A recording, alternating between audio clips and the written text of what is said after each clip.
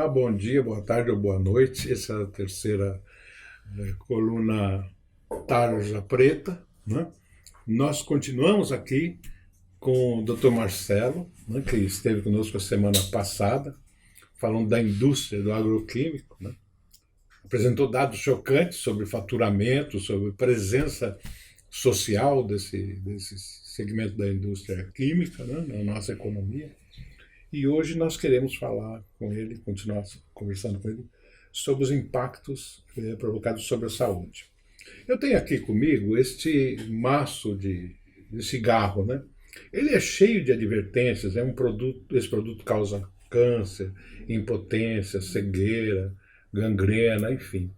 Esse conjunto de advertências feitas no cigarro é fruto, digamos assim, de uma composição política entre a indústria tabagista e os lobbies antitabagistas, né? Quer dizer, isso se chegou a uma legislação lá atrás, já tem vários governos atrás, e essa legislação não só incorpora essas advertências no maço de cigarro, como restringiu a publicidade em áreas públicas, né? E, enfim, não se pode fumar também em áreas públicas, e se chegou a uma acomodação. Agora, eu tenho a impressão que o agrotóxico deveria, minimamente, caminhar para isso também, né? Nós vamos saber o que são os malefícios do agrotóxico. Não acho que a gente vá viver numa sociedade livre, totalmente livre deles, mas pelo menos precisamos saber os malefícios que cada um provoca para que as pessoas possam se posicionar. Né? Mas o que nós temos hoje é uma situação completamente adversa. Né? A Lei 7.802, de 89, definia o que era agrotóxico. Né? Mas, no ano passado, com o pacote do veneno, no final do governo Temer, a bancada ruralista fez uma pressão muito grande para passar no Congresso uma legislação que, entre outras coisas, substituía o termo agrotóxico por defensivos agrícolas. Né? Essa defensivos agrícolas era uma denominação do que nós chamamos de agrotóxicos, que vigorava antes da Lei 7.802, que é de 89. Então, digamos, o que a bancada ruralista propunha era um retrocesso de 30 anos. Né? Quer dizer, é evidente que a luta política e ideológica é também uma luta por palavras. Né?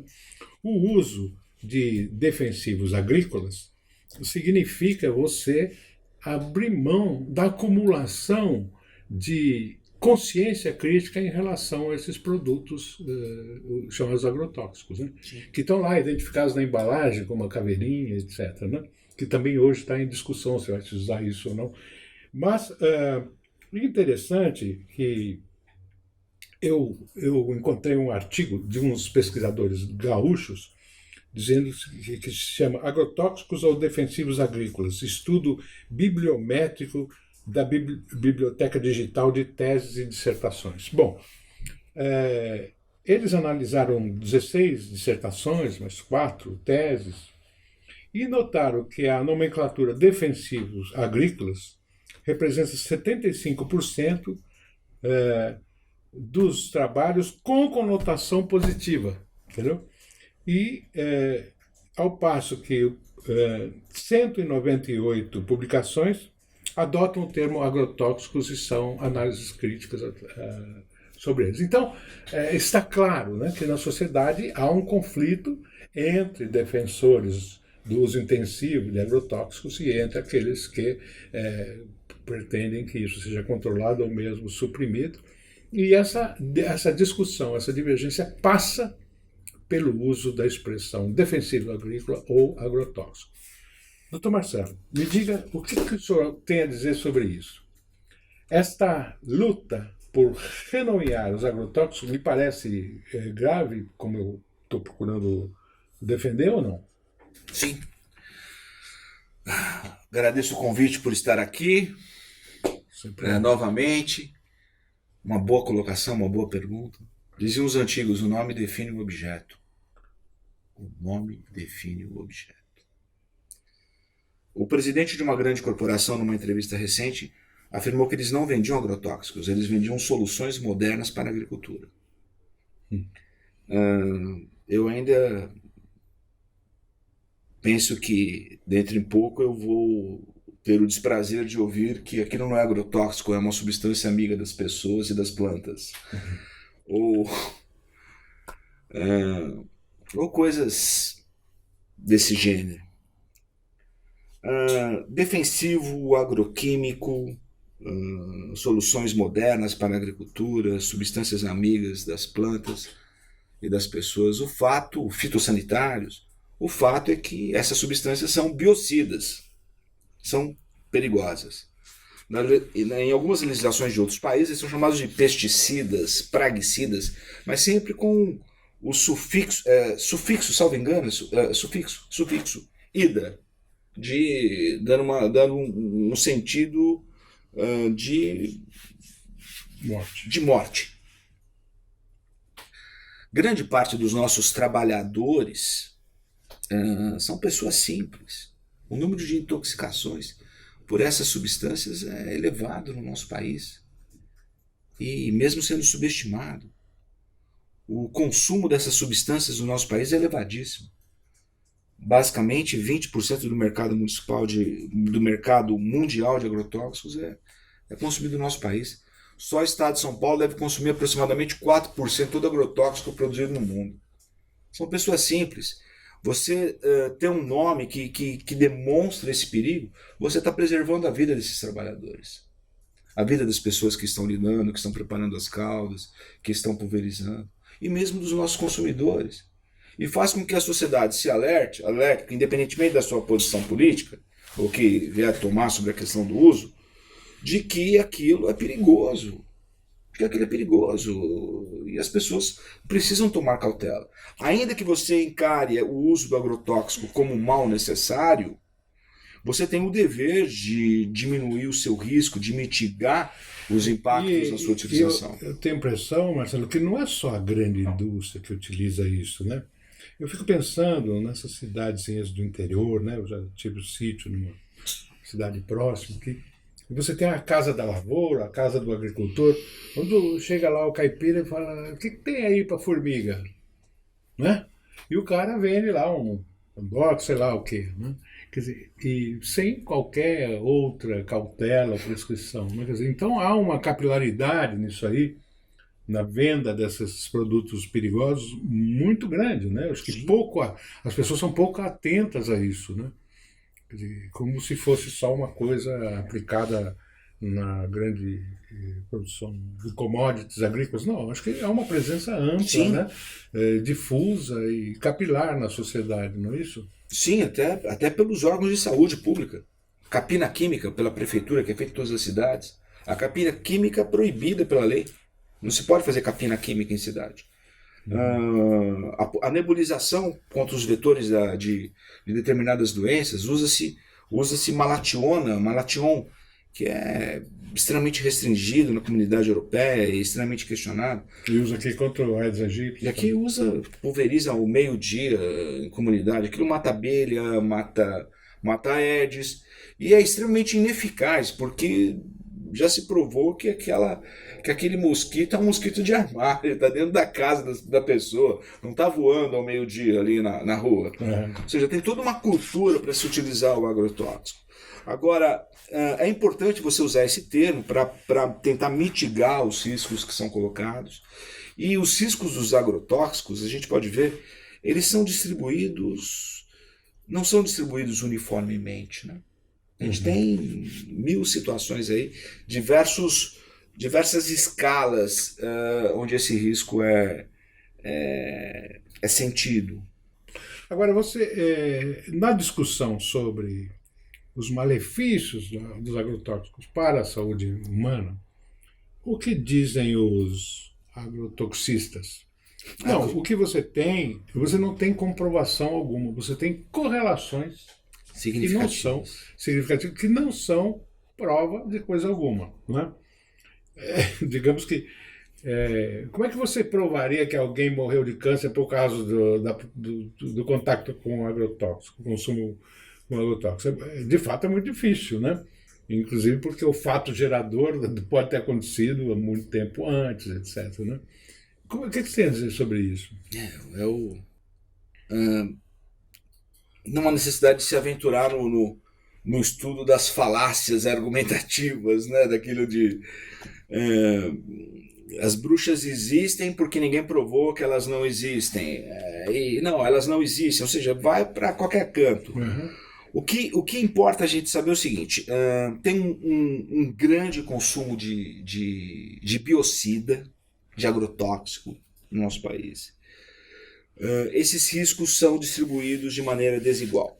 Você tem o risco da pessoa que trabalha numa fábrica de formulação, por exemplo, ou numa revenda, ou numa pessoa que faz a cauda, ou que lida diretamente com o produto. Esse é aquele que fuma o cigarro apesar dele dar câncer. É o equivalente. Ele sabe que tem, né? Não. Ele tem um contato direto. Um trabalhador de uma fábrica da Shell de Paulínia, por exemplo, que recebeu uma indenização.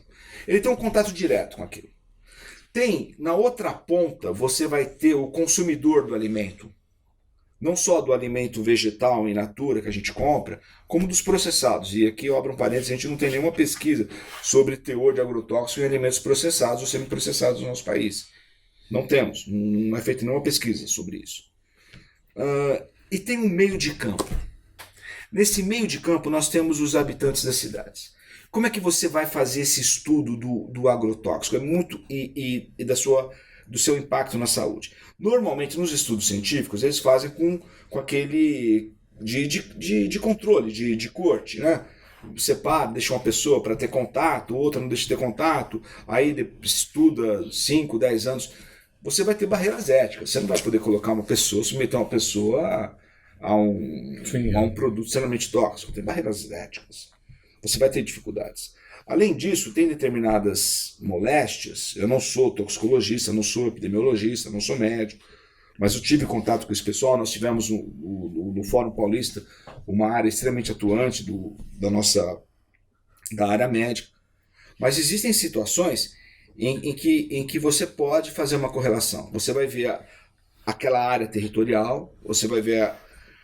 alguns estudos indicam que, por exemplo, 70% das malformações congênitas decorrem de poluição ambiental. 70% de malformações congênitas. E o professor Pignatti, no Mato Grosso, demonstrou no estudo de caso-controle localizado que a exposição materna ao agrotóxico aumenta em 100% a incidência de malformação. Estudo de caso-controle, feito pela Universidade Federal do Mato Grosso. Em São Paulo, médicos epidemiologistas elaboraram um observatório de saúde ambiental. Eles recolheram os dados de má formação de nascidos vivos nos últimos 15 anos, salvo engano, de 2000 a 2014, 15 ou 14 anos. Ou seja, você perde o viés não vai ter um trabalho sem viés, sem distorção estatística. Uhum. Fizeram estudos e fizeram um estudo no estado de São Paulo. E onde se demonstrou que a média de nascidos vivos, de malformações por nascidos vivos, era de 7,2 no estado de São Paulo por 1.000 nascidos vivos. E que em cidades com intensa produção de commodities esse número triplicava ou até mesmo quadruplicava. Você não vai conseguir provar que aquela malformação foi daquele princípio ativo ou do componente daquele produto formulado. Mas você pode provar, você tem uma correlação significativa que o uso intensivo de agrotóxicos naquela região, seja por pulverização aérea ou por pulverização terrestre, contribuiu significativamente para o aumento daquela malformação. Isso se chama correlação significativa e é utilizado em epidemiologia. E é utilizado também na medicina do trabalho. A gente tem, por exemplo, a questão da silicose, que é uma doença que foi vista pelos mineiros que entravam. Você não tinha um nome. Por que teve esse nome silicose? Porque são pessoas que trabalham com essa substância em Minas. E comprovou-se estatisticamente que as pessoas que trabalhavam naquela situação tinham mais propensão a essa doença, tanto que ela recebeu o nome dessa doença. Ou seja, na medicina você não precisa demonstrar o nexo causal, mesmo porque seria impossível. Uma pessoa morre de câncer. Ah, mas era fumante, a outra não era fumante. Como é que você faz? Uma mora numa zona de poluição, o outro mora numa zona de poluição. Agora, você tem cidades próximas de Ribeirão Preto, onde o índice de óbito por câncer de pulmão é o dobro do que existe em Cubatão. E lá tem queima de cana, dioxina pura. Você tem cidades do interior de São Paulo, do Pontal do Paranapanema, onde o número de malformações é o triplo da que existe em cidades com extrema poluição industrial, do que Cubatão, por exemplo. Em Franca, que é uma Cubatão cidade... é o exemplo negativo. É o Vale do Ruhr, aqui no nosso país. Na cidade de Franca, Franca tem 1/3 da população de Osasco. Em números absolutos, nós tivemos mais casos de má formação de nascidos vivos em Franca do que em Osasco nos últimos 15 anos. E ali está cercado por monocultura. Ou seja, existem correlações significativas que impedem que os formuladores de políticas do nosso país fechem os olhos para essa situação.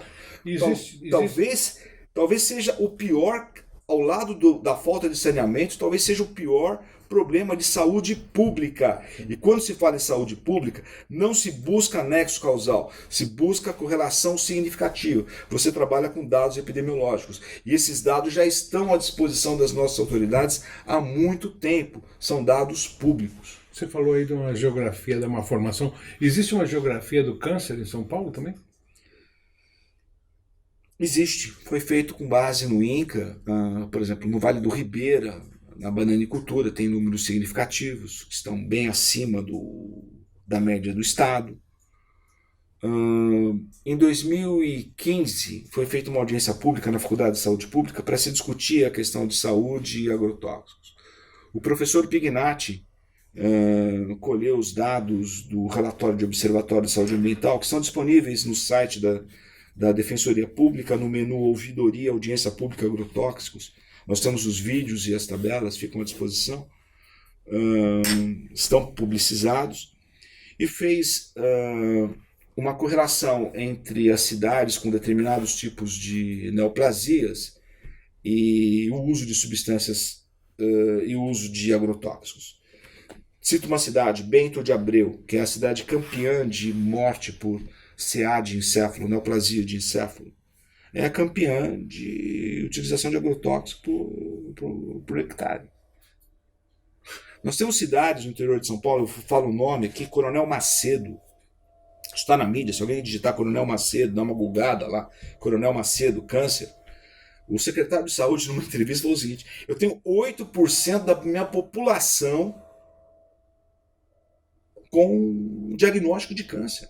8%? 8% da população. É uma cidadezinha de 5 mil habitantes, perto ali da região de Ourinhos, ali naquela região mais do sul do estado de São Paulo, com 8% da população. E qual é a cultura que tem lá? Grãos. Basicamente entrada de grãos transgênicos na região. Transgênicos e os venenos que ele arrasta. Sim, né? que ele arrasta. Uhum. Aí foi feito um tratado para não se utilizar veneno perto do perímetro urbano. Por que eu falei que a distribuição do risco é desigual? Porque entre aquele rapaz que tem, ou aquele sujeito que tem um contato direto com a substância, e o consumidor da água ou do produto vegetal, ou mesmo do produto processado, que vai ter o resíduo do agrotóxico, Sim. tem os moradores do nosso interior, das cidades pequenas. Então, um determinado município, o limite entre a área rural e a área urbana é extremamente tênue. Então, você está numa cidadezinha pequena, qual a definição de cidade? Um monte de casa cercada por cano de tudo quanto é lado, aqui em São Paulo. Lá no Mato Grosso vai ser soja ou algodão. E o pessoal vai pulverizar com trator até quase que a porta da igreja matriz da cidade. Claro. Porque tem plantação de cana.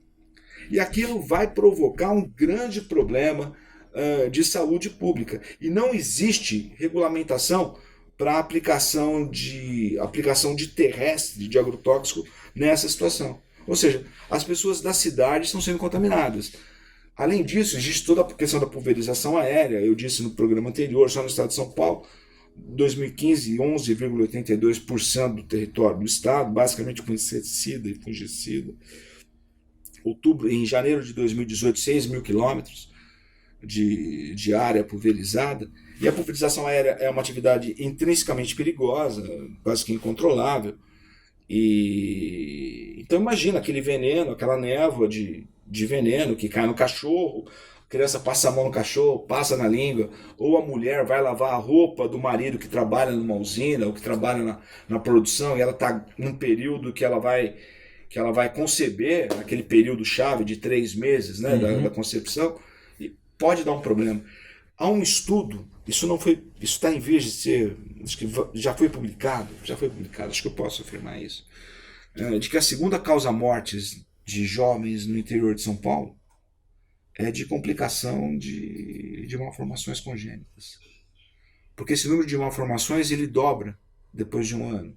Por que dobra? Porque esse número é visto na hora do parto, na hora do nascimento, que são as facilmente detectáveis. Depois você vai ver uma cardiopatia ou um problema de malformação com o decorrer do tempo. Ou seja, é um seríssimo problema de saúde pública. Eu estou convencido disso. Há um sério problema de saúde pública em decorrência de uma atitude do poder público em relação aos agrotóxicos, né? E qual é, digamos assim, a ação do governo do estado de São Paulo, já que você citou exemplos paulistas, em relação a esses problemas? Nos documentos oficiais emitidos pelo governo, eu vejo sempre a expressão defensiva, eu não vejo a expressão agrotóxico. Acho que isso já... Se a gente for lembrar a observação que eu fiz aqui, sim, a respeito voltar no dos começo. estudos, né? Aí eu me recordo que na Flórida, lá no ano de 2015, o governador da Flórida proibiu a expressão aquecimento global. É crime. Falar aquecimento global na Flórida é crime. Acho que daqui a pouco vai dar pena de morte. Acho que é uma posição política. Você não pode... Claro, tem sua importância na economia, na circulação, na produção de riqueza. Não digo na distribuição, na produção de riqueza. Por quê? Porque você vai no nosso interior, você vê aquele mar de opulência e você vê cidades pobres. Mas eu estou pensando mais, quer dizer, você pega o estado de São Paulo, que historicamente, né, desde a época da ditadura, do Paulo Egídio, você tem uma inversão em saúde pública muito grande, né? Formação de quadros, né? Você tinha uma saúde pública, digamos assim, vigorosa, né? Técnicos. E, claro, você tinha epidemias ligadas ao saneamento. Hoje você tem ligadas ao agrotóxico. O que eu estou querendo saber é se essa atenção, essa capacidade de fogo de técnicos e cientistas ligados ao governo continua ou isso foi cooptado pela indústria de agrotóxicos, como eu citei no caso da Exalc, né? Então, sim. Nós temos técnicos, pelo pouco eu tive contato com o pessoal da saúde, acho que temos técnicos extremamente comprometidos. A questão de formulação política, há um privilégio para o setor produtivo. Isso, infelizmente, se reflete na saúde. Quando se utiliza agrotóxico para a campanha contra os vetores da dengue, você sinaliza alguma coisa, né? Você sinaliza, você está usando agrotóxico para combater dengue, você está colocando agrotóxico em caixa d'água da casa das pessoas, em alguns estados. Isso não foi feito em São Paulo. Mas é uma luta, é uma tensão dialética entre a questão da saúde e a questão da economia, da circulação de riqueza, que se reflete na própria administração da saúde. Por exemplo, a Secretaria de Saúde emitiu um parecer, uma nota técnica contra a pulverização aérea, porque eles pretendiam fazer isso para combater o vetor da dengue, com um avião dentro da cidade, no território urbano. A Secretaria da Saúde se posicionou duramente contra isso. Agora, eu eu sinto que há que precisaria ter mais atenção com relação aos dados epidemiológicos. Os secretários, quando nós vamos discutir essa questão por exemplo, o secretário de saúde ou o prefeito de uma determinada cidade do interior, se ele ficar só com aquele universo dele, ele não consegue relacionar e ver a dimensão do problema. Ele acha que é só com ele, que é normal ter 8% da população com câncer. Você precisa ter um setor que está acima, que vai falar o seguinte: gente, não é normal ter 8% da população da tua cidade com câncer. Não é normal você ter 300% de mal-formados acima da média estadual. O que é que você tem no seu território? É uma mina de ouro? Você mexe com mercúrio? É garimpo? Ou é cana-de-açúcar? É algodão? Tem pulverização aérea? Que tipo de produto você está utilizando? Isso precisa ser feito. Então, eu tenho aqui um dado pelo Estado. Eu tenho um dado aqui que é o seguinte: o agrotóxico extremamente tóxico, basta uma pitada, algumas gotas para matar uma pessoa. O altamente tóxico, uma colher de chá a algumas gotas. Medianamente tóxico, uma colher de chá a 2 colheres de sopa. Pouco tóxico, 2 colheres de sopa a 1 copo. Muito pouco tóxico, 1 copo a 1 litro. Isso é uma fonte que procura traduzir isso em termos inteligíveis. O que é mais usado entre nós? Coisas extremamente tóxicas, altamente tóxicas? Essa denominação vai predominar hoje, né? Eu não sei. Foi feita uma audiência pública para adoção, sim, que isto é uma denominação internacional, né? A nossa legislação parecia um pouco mais da recente legislação cautelosa, né? E isto provavelmente vai predominar. Então eu pergunto isso, quer dizer, em que categoria de risco nós usualmente estamos quando falamos dessa incidência de câncer ou de malformação?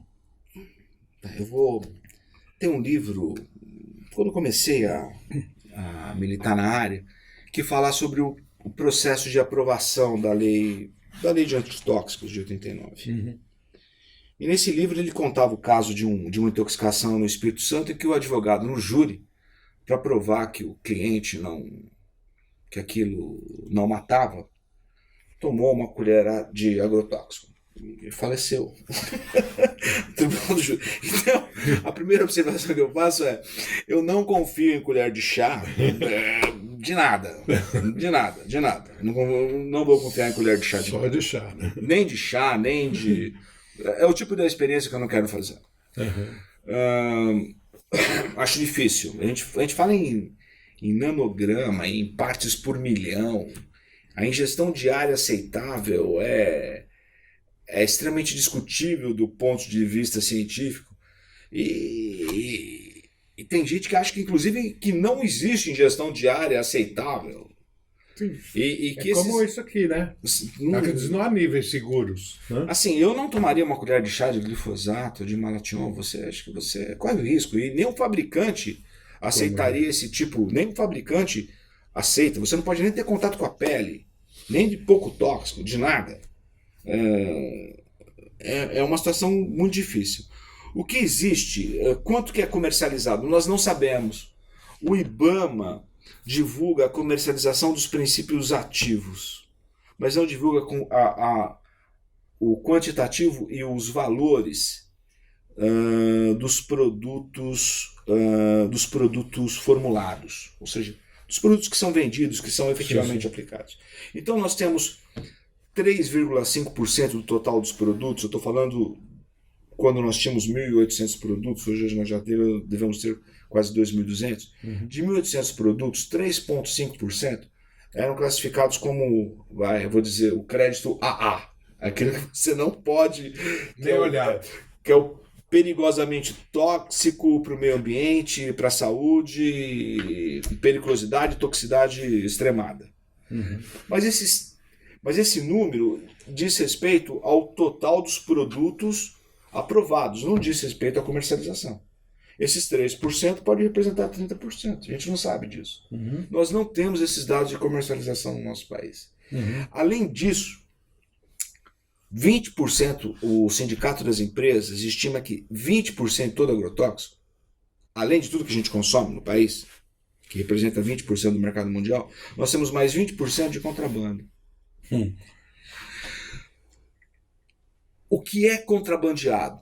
Vamos lá. Normalmente você vai contrabandear, tem um tipo penal, contrabando é descaminho. Por que tem um contrabando descaminho? Normalmente porque não paga imposto, e o preço é mais baixo. Nesse caso, eles têm uma grande facilidade fiscal, pode deduzir do imposto de renda.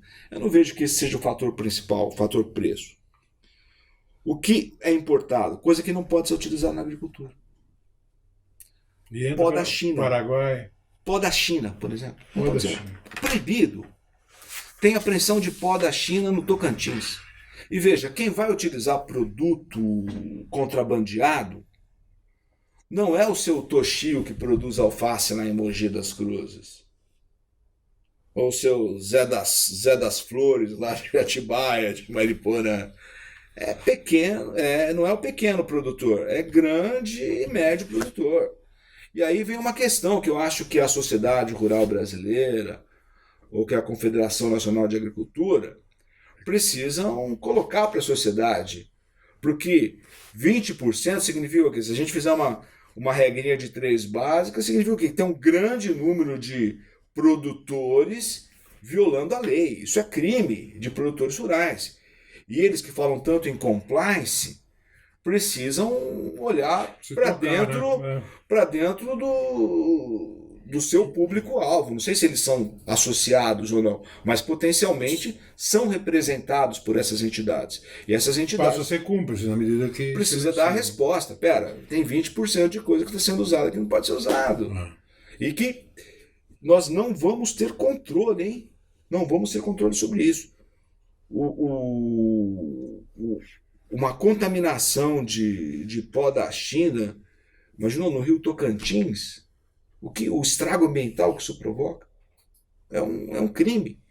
Agora, essas entidades representativas dos produtores e do agronegócio precisam dar resposta, mesmo porque isso pode prejudicar o negócio deles no futuro.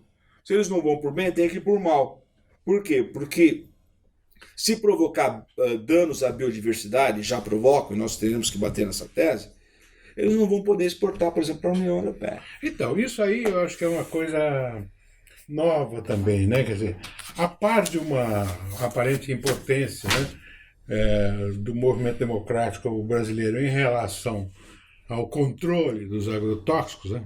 Aparente não, momentânea, né, impotência, há uma esperança, né, de que os mercados internacionais reajam de forma alinhada, né, com uma postura mais democrática. Bom, a Rússia já recusou receber uma partida de soja, né?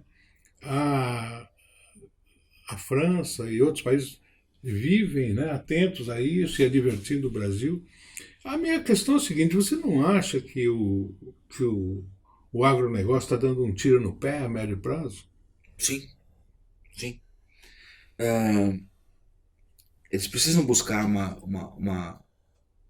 a sustentabilidade do agronegócio. Isso é pauta de algumas entidades. O problema é que precisa ser concretizado. Você não pode advogar e alardear para todo mundo que você busca uma pauta de um agronegócio sustentável tendo 20% de agrotóxico contrabandeado. Sim, mas é evidente que se houver quer dizer, você tem que restaurar a credibilidade do agronegócio em termos de sanidade vegetal, etc., na verdade, em mercados europeus, mercados, enfim, orientais, etc. Né? Senão nós vamos ter o mesmo problema que tivemos com a própria China. Laranja. Exato. E a própria China, né, que foi um grande consumidor de agrotóxicos, hoje está revendo sua política, está restringindo, né, o uso disso. Sim. Há um pouco até uma explicação de por que a indústria do agrotóxico está de olho no Brasil, porque os chineses também estão fechando seu mercado para eles, então há uma transferência aí de business, né, da China para o Brasil. Então, esse tiro no pé tem limites, pô, não é? Sim, inclusive com relação à China, inclusive não só a preocupação com o meio ambiente começou a pegar. O sujeito não pode morar em Pequim, que tem 15, 20 milhões de habitantes. Tem que usar máscara. A questão do meio ambiente colapsou naquele país. Eles estão atentos a isso. Eles estão enxergando para frente. Tanto que eles estão fechando algumas plantas industriais e a tendência é que o Brasil passe a receber plantas industriais para a produção de determinados produtos.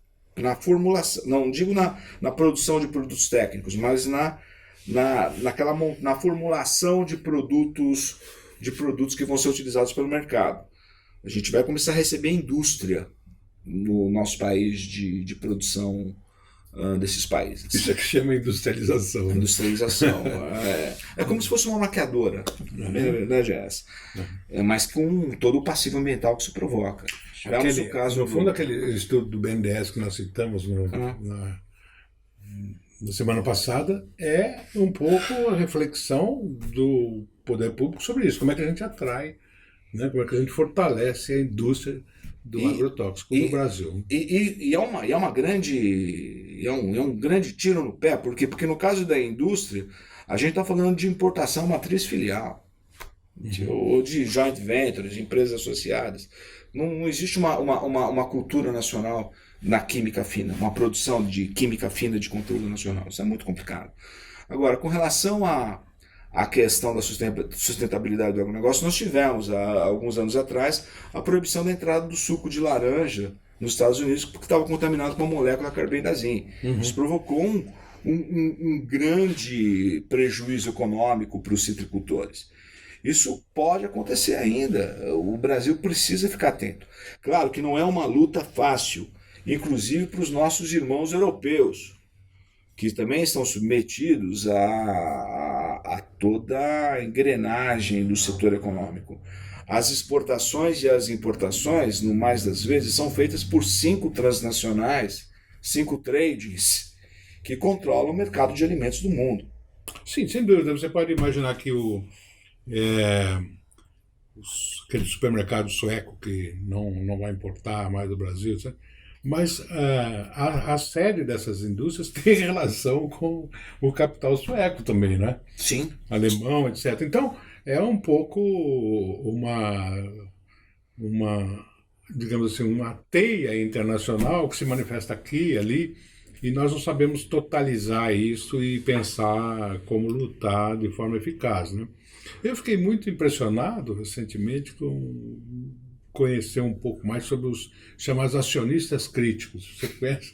É interessante, né? Porque no fundo são acionistas minoritários de empresas desse tipo, que causam danos ambientais e tal, e que, pelo direito de minoria, nas assembleias dessas empresas, das sociedades anônimas, tomam a palavra por 10 minutos e denunciam a ação antissocial dessas companhias. Né? Então isso é um negócio, uma forma de luta moderna, né?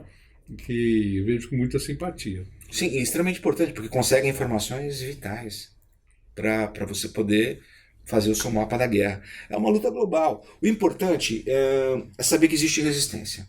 Isso eu acho que é o fundamental. Eu tive uma vez num encontro de sementeiros em Cunha. O comércio de sementes é dominado também por essas grandes empresas. E lá eles produzem semente crioula. Sim. Veja bem, no PL do veneno, você proíbe a troca de semente crioula. Se você trocar semente crioula, você pode pegar 2, 3 anos de cadeia. Hoje, a venda já é proibida. Se você tem que comprar semente, onde vai ser calculado um royalty para alguma empresa grande, 16%, 17% de royalty. É extraordinário isso, né? Quer dizer, essa feição que o capitalismo assumiu de destruir o pequeno produtor, de destruir a multiplicação da diversidade que está fora do controle do grande capital, né? Ou seja, você vê a luta toda pela regulamentação do queijo de leite cru, tudo isso são trajetórias que mostram esse aspecto da sociedade capitalista moderna. Né? Se eu tiver um sítio lá em Mariporã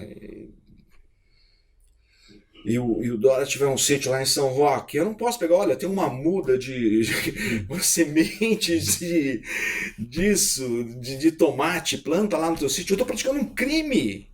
É crime. Se eu vender, é crime. Hoje eu posso trocar. Se eu te dou a semente, você me dá aquilo. Mas nesse PL do veneno vai ser proibido, vai ser criminoso. E eu estava lá, voltando a falar de Cunha, porque eu fiquei extremamente impactado, porque era uma resistência. Existem alguns núcleos que produzem sementes crioulas ainda, que preservam esse patrimônio genético nacional. E ali eu coloquei um exemplo, me veio à mente ali o exemplo daquele Asterix que a gente lia na adolescência, em que o César falava: a Gália está conquistada, o mundo romano está conquistado. Aí tinha uma pontinha assim com uma bandeira vermelha, e ele vai ampliando, aí aparece a cidade lá dos dois gauleses malucos lá do Asterix e Obelix. É isso, a gente vai ter que colocar essas pontinhas. Aqui tem resistência. Pera, na Bolívia tem gente produzindo lá numa tribo indígena, tem gente produzindo milho negro. Sabe que existe milho negro? Milho negro. O México importa milho, hein? Semente de milho. México, país do milho, importa semente de milho hoje, da Monsanto. Ali na Bolívia, você vai lá no Canadá, tem uma tribo indígena produzindo arroz selvagem. Você vai no Kurdistão, vai ter um pontinho. Ou seja, a gente vai ter que criar esses núcleos de resistência para poder sobreviver a isso. E a gente muda essa situação. Quando Hitler assumiu, ele falava o seguinte: isso aqui vai durar 1000 anos, o Reich. Não vai durar. Ninguém pode deter a marcha da civilização. Você é um otimista, né? Sim, mesmo porque se não for otimista, a natureza vai dar o seu recado. Claro. Vai colapsar. Aliás, já colapsou, não quero. Mas isso vai ser para daqui a 1 milhão de anos, eu não vou estar aqui. Talvez eu esteja aqui, não sei. Bom, Marcelo, eu queria agradecer imensamente, em nome do Nocaute, em nome da coluna Tarja Preta, essa sua contribuição nas nossas 2 últimas edições, focando a indústria do agrotóxico e focando os impactos dessa indústria sobre a saúde pública. Você, apesar de ser um defensor público, ou por causa disso, tem uma sensibilidade para a questão ambiental invejável, né? E é por isso que eu pedi que você viesse aqui dar o seu testemunho. E eu queria dizer que você tem as portas abertas. Quando você achar que é hora de você nos contar mais alguma coisa, nós estaremos aqui para ouvi-lo, né? Muito obrigado e continue esse Asterix que você é na luta contra os agrotóxicos. Se quiser falar. Um Obelix e a ideia fixa de que um outro mundo é possível.